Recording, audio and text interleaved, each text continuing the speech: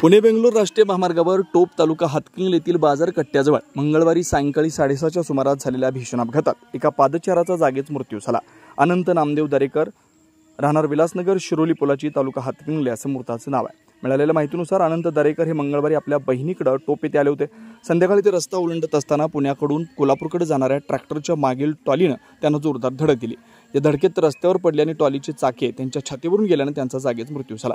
अपघाताची बातमी समजताच अनंत यांची बहीण, नातेवाईक आणि मित्र घटनास्थळी धावून गेले। बहिणीचा हंबरडा हृदय पिळवटून टाकणार होता। नुकताच सोमवारी 3 नोव्हेंबर अनंतचा वाढदिवस साजरा झाला होता आणि दुसऱ्याच दिवशी नियतीने त्यांना हिरावून नेलं। मित्रपरिवाराने वाढदिवसाच्या आठवणी सांगताना अश्रू अनावर झाले। या अपघाताची नोंद शिरोली पोलीस ठाण्यात करण्यात आली आहे। पुढील तपास पोलीस करतात।